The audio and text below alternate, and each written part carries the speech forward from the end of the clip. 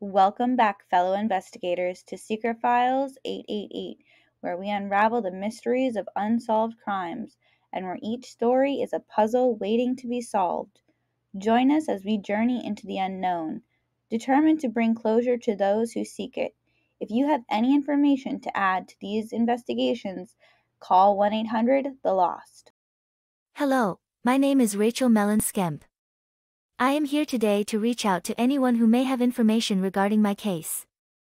It's been a long and difficult journey, but I am determined to find answers and seek justice. If you have any information, no matter how small it may seem, I urge you to come forward. Your assistance could be the key to unlocking the truth. Thank you.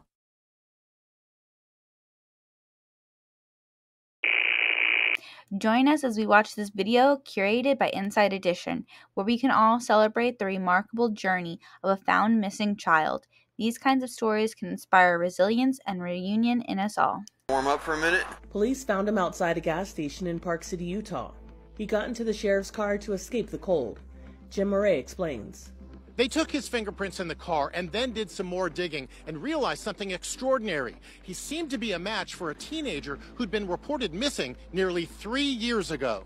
Connor Jack Oswald vanished from his home in Clear Lake, California in 2019 when he was 16. He'd been diagnosed with autism. The sheriff's office contacted the missing teen's family. Is it him? A little bit older, but yeah. My sweetheart's wife. Oh my God. He's my baby, you know? I never stop looking. Every day. You don't know how many times I've dreamed of that call. In today's video from Chronicles of Olivia, we explore the mysterious disappearance of Summer Wells. With the conflicting stories ranging from drowning to running away, the truth still remains elusive.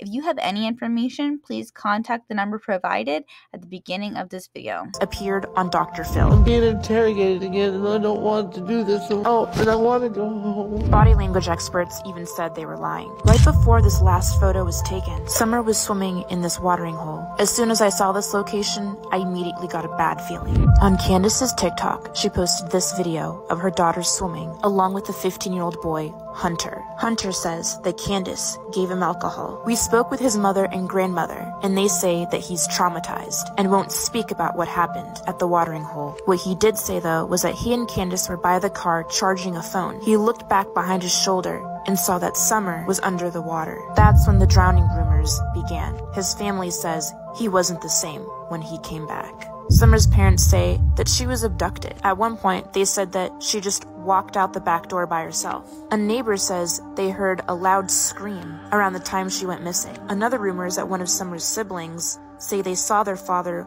holding Summer's lifeless body running out of the house. So many rumors and different stories, but what actually happened? Multiple times, animal services had to be called to the Wells property. We brought the dogs food and they were starving. We found out weeks later that this puppy got ran over. His mangled body was found decomposing on the side of their road. There's a cemetery across the street from their home. We spent days searching for Summer, but found nothing. One day, we were actually shot at with a flare gun by her parents. You told me you couldn't come to church today because your back was out. Her family's silence and not wanting to help look for her speaks volumes. Here's a photo of what Summer Wells would look like 2 years later. Summer's disappearance is haunting, a story I will never forget. If you know something or saw something, say something. Thank goodness for another video from Chronicles of Olivia, where she offers a concise breakdown of the events preceding to Summer Wells' disappearance. Join us as we explore the core components of this puzzling case. While on land, bloodhounds search for Audrey. Audrey disappeared the morning of February 15th. She was supposed to go to school that day and didn't make it to her bus stop. To the left side of the dam, Audrey's backpack was found.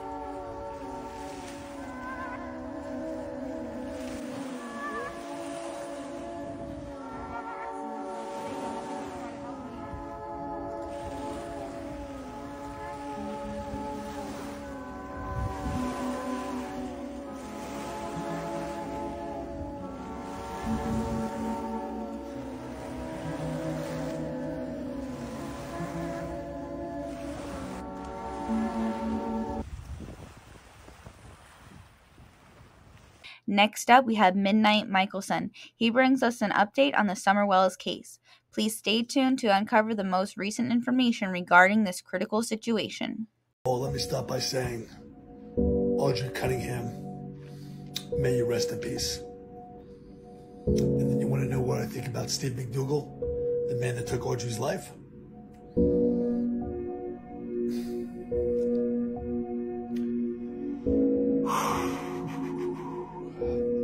It's a real scumbag piece of shit. You were given the responsibility to make sure she's safe and sound. Simple request. Drop her off at the bus stop and make sure she's on her way to school.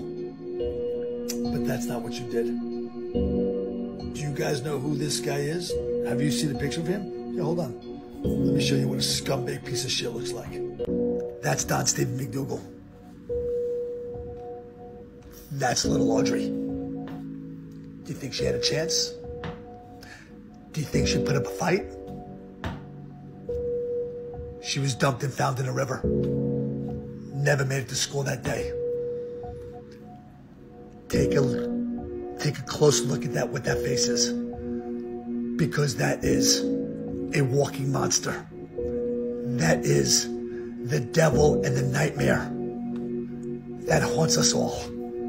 You tell me what you think they should do with this piece of shit. Why even go to trial?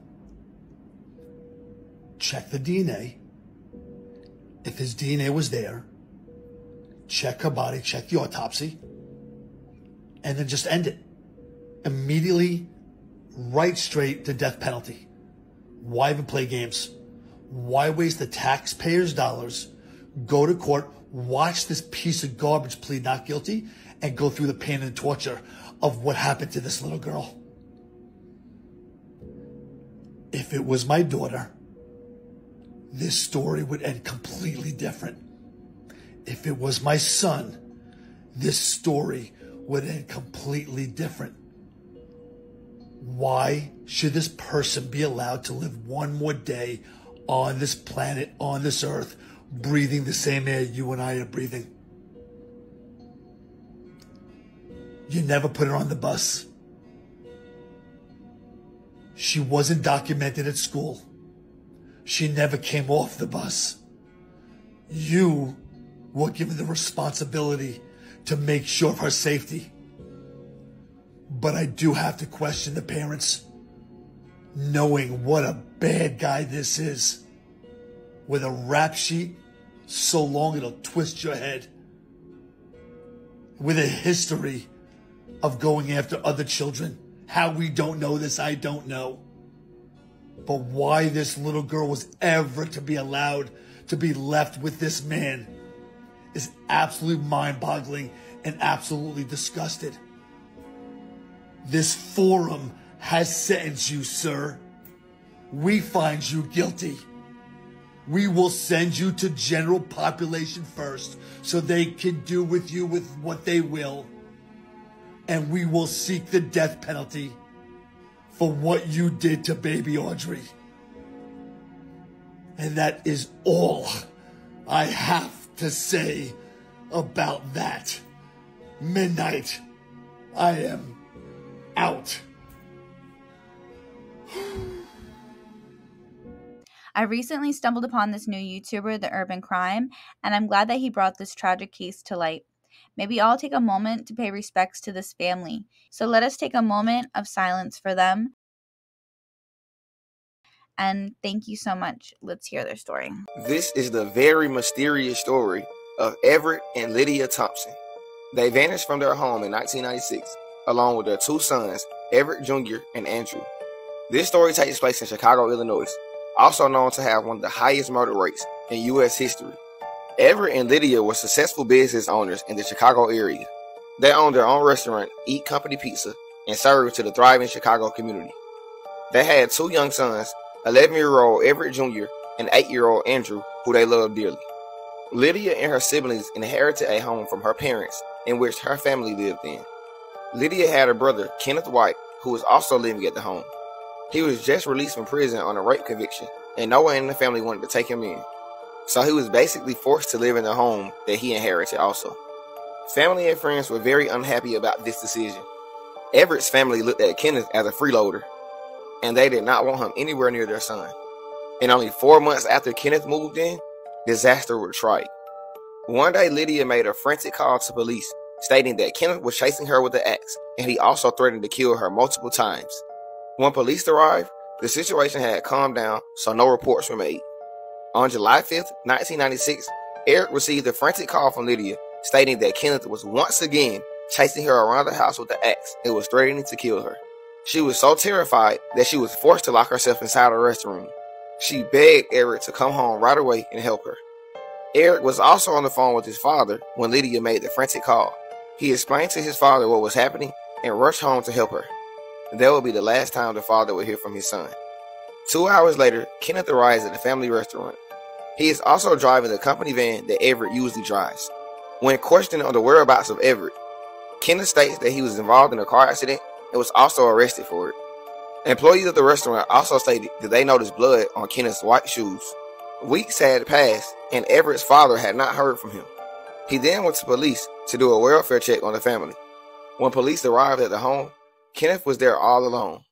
He stated that the family went to Philadelphia to visit Everett's family. But didn't Everett's family send a wellness check? Over the next few weeks, Kenneth continued to make up various stories on where the family was. Everett's family would get frustrated and eventually travel to Chicago to look for the family themselves. The employees at the restaurant told them about Kenneth's story and also told them about the blood on his shoes. Police then began a further investigation on Kenneth. They later found out that there never had been an accident and Kenneth was lying about his stories, just trying to figure out how it took weeks for them to further investigate this man. Like, that's crazy. Everett's family would then put more pressure on authorities to find out the whereabouts of the family. They also discovered that Kenneth had forged Lydia's name on several documents, including one to sell the home. An inspector came and discovered the new owners had gutted out the entire home for new renovations. But despite all the evidence against him, charges were still never brought against Kenneth. He moved to a trailer in Gary, Indiana in July of 1997, just a year after the family's disappearance, and continued with his normal life. But in November of 1997, he was arrested for failing to register as a sex offender.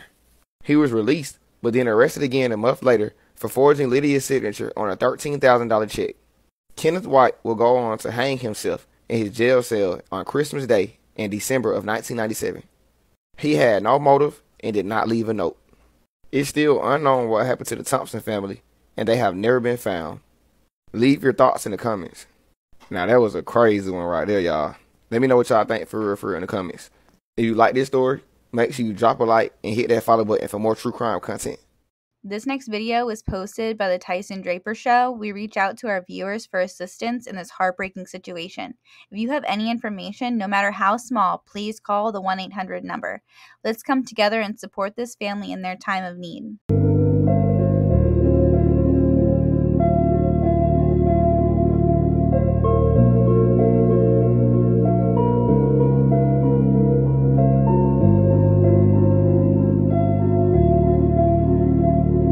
This next video is by Nessa, where she uncovers the terrifying horror story of the Arellano family. This nightmare is real, and if you have any information to share, it's time to step up and make a difference. Arellano family of 6 traveled from Mexico to San Angelo, Texas to visit family. Juan Manuel, who was 29 and the father, his 24-year-old wife Monica, his 21-year-old sister Rosa, and his 3 children with Monica, Eduardo 1, Leticia 2, and Juan Manuel Jr. 5 were all traveling together. At one point, their 1958 Buick broke down while on their journey on a remote highway with a flat tire. They didn't have a spare, but somebody stopped that helped the family and took them to Sonora, Texas to fix the flat tire. Sometime after that, the individual took them back to where the vehicle was stranded, and 5 of the family members were murdered in rural Edwards County, Texas. The next day, a ranch hand discovered the bodies near Highway 277 and scattered. Their bodies had been shot, stabbed, and beaten, and Rosa had been sexually assaulted. In the tall grass hiding was the sole survivor, Manuel Jr. His sister Leticia died in the hospital 2 days later, and he had to have multiple surgeries and was taken to Mexico to live with family. 2 weeks after the murders, police were finally able to interview little Manuel, and he told authorities that a big cowboy who was a white man had helped and killed his father. A driver passing by also said that he saw a cowboy with a family. A person of interest then became a white male over 6 feet tall, between the ages of 30 to 35, weighing about 200 pounds, with sandy hair, light eyebrows, and a rash on his neck. He wore a straw hat with boots that had an eagle on the side and pants that were tucked in them, and he had a large hunting knife on his belt. The trip to San Angelo, Texas was never meant to be difficult for the Arellano family. The father, Juan Manuel, knew English and had been to the United States before. In fact, his license plates were from Texas, and he had been a migrant farm worker in the state of Iowa. Over the years, there were many leads that were followed and had no success. The gun that was used has never been found, and it is possible that the individual who committed these murders may have already passed away. 60 Seconds USA uncovers an astonishing moment when Google Maps discovers they have the key to solving crimes. Join us as we delve into this unexpected discovery. A mother of 4 named Paulette Landrieux mysteriously disappeared from her home in Anden, Belgium. At the time, her husband was hanging the laundry up to dry in the garden and didn't notice she was gone until later that afternoon. When Paulette's family realized she was missing, they reported the disappearance to the police, triggering a pretty big search for the missing woman. Though this wasn't the first time Paulette disappeared, as she reportedly suffered from Alzheimer's disease and would frequently leave the house at random times of the day and night without telling her husband where she was going. She was known to randomly knock on the neighbors' doors for no apparent reason, and in the years leading up to her disappearance, she no longer recognized her children or her husband. Every other time she had disappeared, her husband would find her a few feet away from the house and bring her back inside. But this time, she was nowhere to be found. During the search, 50 police officers and several search and rescue dogs were deployed to the area, along with multiple thermal vision helicopters and an entire fleet of drones. But even with all these resources at their disposal, the local police department failed to find any relevant clues leading to Paulette. After several weeks, the search was called off, and the family assumed that she had fallen into the Meuse River, which ran near her home. In October of 2022, just as the police department was about to close the file, one investigator was searching for Paulette's house on Google Street View and found something shocking. There, as luck would have it, he found a Street View image of Paulette leaving her home and crossing the street to her neighbor's house. The case was immediately reopened, and police were once again deployed to the area, where they found the body of Paulette lying at the bottom of a hill directly below the neighbor's garden. After the autopsy was performed, it was determined that the woman had fallen from an unenclosed section of the garden and died shortly after. Her final moments eerily being caught by the passing Google Street View car as she walks to her death, likely in another wave of confused state caused by her Alzheimer's disease. One thing that's hard to understand is how the police failed to see her with their drones and helicopters the first time, but at least now the family can find closure knowing what happened to Paulette, even if it comes with this eerie last image of her ever being seen alive. Unfortunately, Unsolved 2 explores a case that leaves us with more questions than answers tonight. Despite the investigation, the question of who committed this crime remains unanswered. Who do you think it was? Share your thoughts in the comments below. The woman you see in this footage has just committed the most horrifying crime that would leave the community and an entire country reeling with shock. This is beyond shock. It's got me shaking just thinking about it, that something like this could happen. But what led her to do something so evil? Let's look into the case of the 6-year-old that was murdered and dropped on a mom's yard.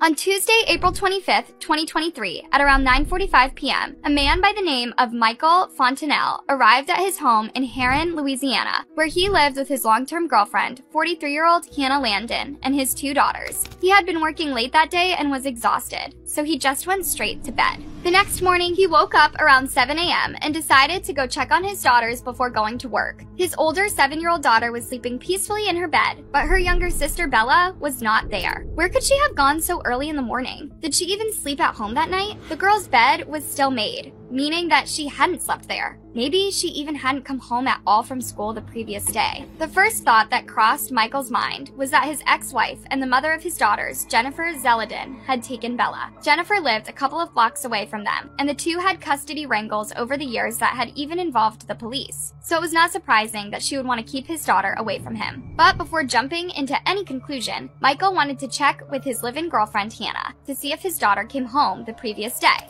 Michael and Hannah had been together for quite some time, and although they were not married, she was like his daughter's stepmother and seemed to really care about them. This picture shows Hannah holding Bella, and they both seem very happy. This one shows Hannah and Bella dressed like princesses, and they appear to have a really good relationship. This morning, however, Michael realized that he had also not seen Hannah, and she didn't come home last night. So where was she? Was she with Bella? Worried that something bad might have happened to both his girlfriend and his little girl, Michael went to Heron Police Department and reported them missing. But nothing could have prepared him for the horror that was about to unfold.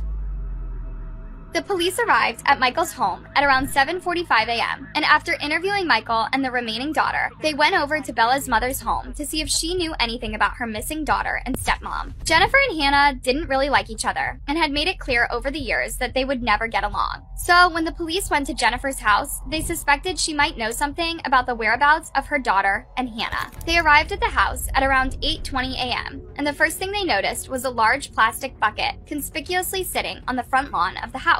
The bucket was suspicious enough to make the police want to know what was in it, and as they carefully approached it and opened the lid, they gasped in horror at what they saw. It's a chlorine bucket, large, a little larger than a 5-gallon bucket on the front lawn of the mother's house.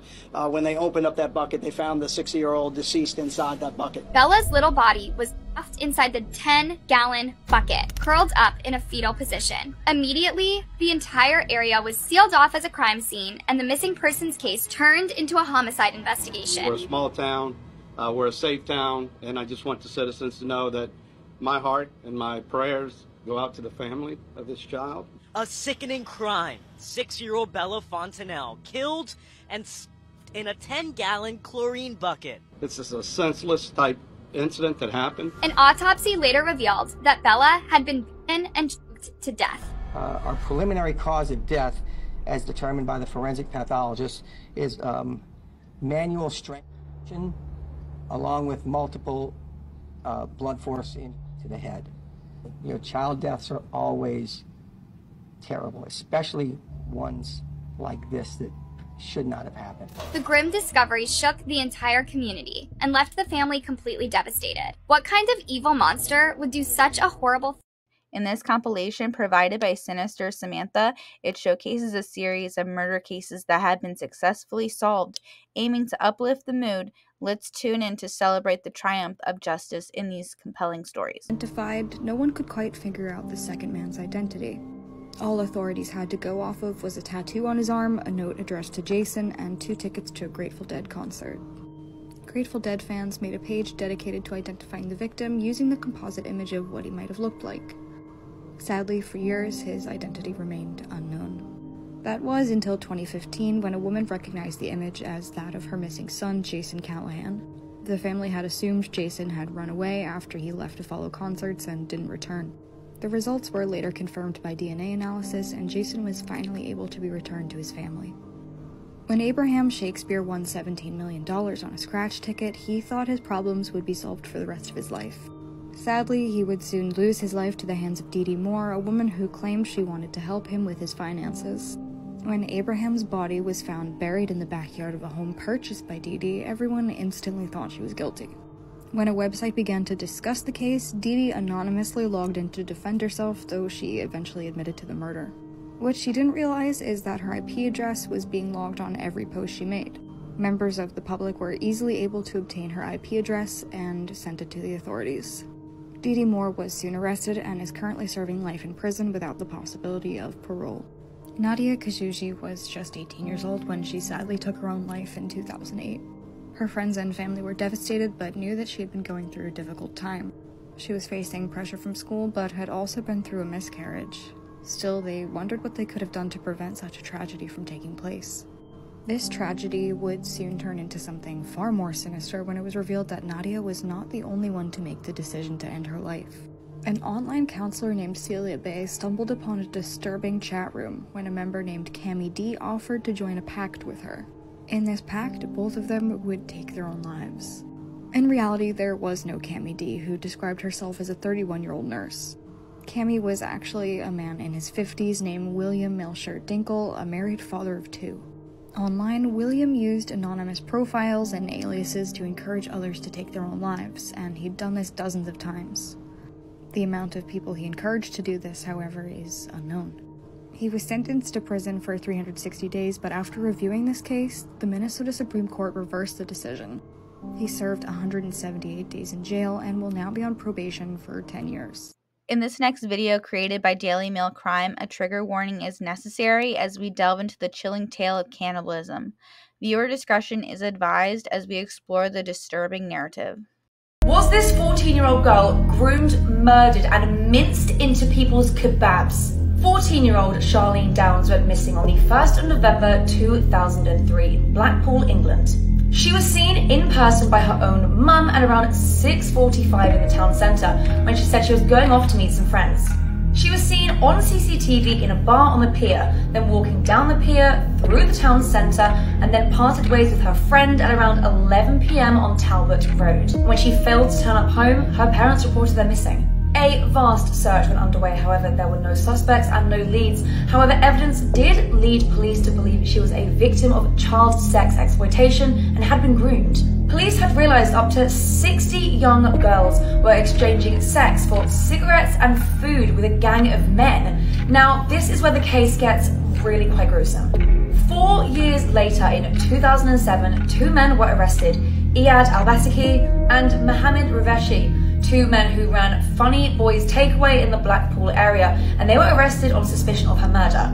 Now, detectives allege the pair murdered and dismembered her, saying they allegedly joked about grinding her flesh into kebab meat and using her bones as grout when she threatened to expose them. The pair did go on trial in 2007, and that's where these alleged tapes were played in front of a jury, where they joked about chopping her up and her ending up in kebab meat. However, these claims have never been proven. However, the jury actually failed to reach a verdict, and the retrial was dropped due to internal failings by the Lancashire police. Due to this, Charlene's killer was never found, the 2 men were released, and we still don't know what happened to this day.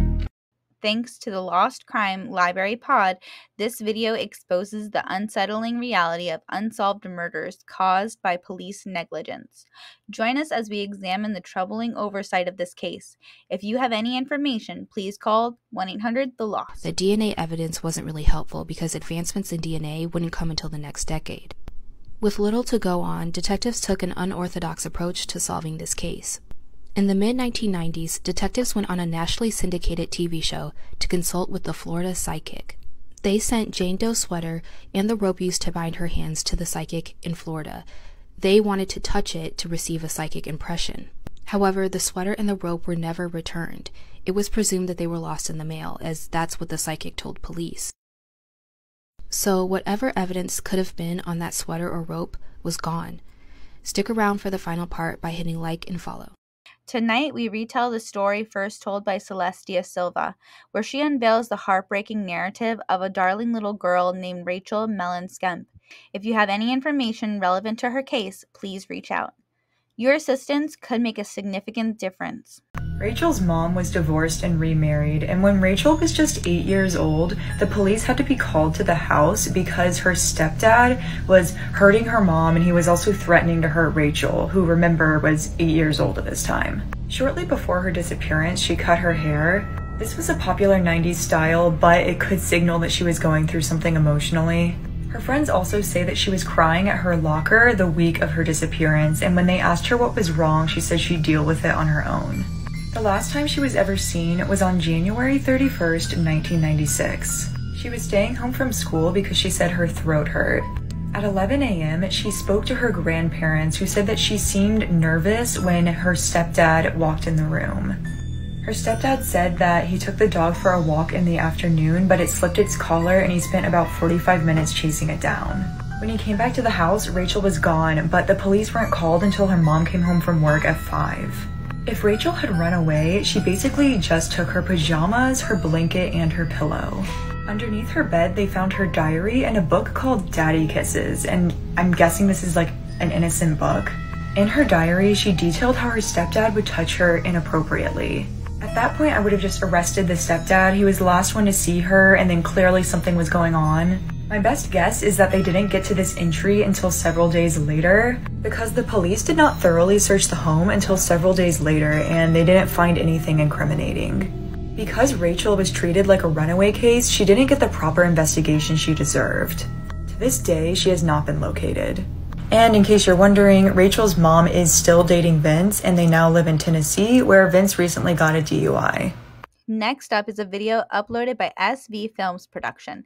It's important to acknowledge that while I don't endorse interrogating children, especially those with traumatic experiences, I have hope that this sweet little boy will one day find comfort in confiding in someone he trusts. And I hope we're all grateful that he is now home safe. I know I am. Which is now gone. This is likely due to just how much attention it was getting. But one of these clips has resurfaced of him asking Riker what happened when he was gone for those 2 days. Now it should be noted that he was found 2 miles away, with hundreds of searchers and volunteers looking for him through the rain and near freezing temperatures. Thankfully, he was found. Here's the rest of the clip, but let me know what you think. Riker, do you remember when you got lost? What do you see? I see a house. A house? In the woods? Yeah. So I can let them go in there, and then I can live.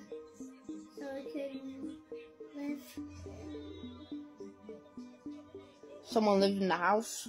Yeah. I'm sorry that happened to you, bro. That was scary. You okay though now? Mm-hmm. Yeah. As we conclude another episode of Secret Files, I want to thank all of you for joining me on this journey into the unknown. Your support and dedication are invaluable as I strive to uncover the truth behind these mysteries. Remember, our pursuit of justice continues, and if you have any information to help with the investigations, please don't hesitate to reach out. Together, we can bring closure to those who seek it. Until next time, stay vigilant, stay determined, and never stop seeking the truth.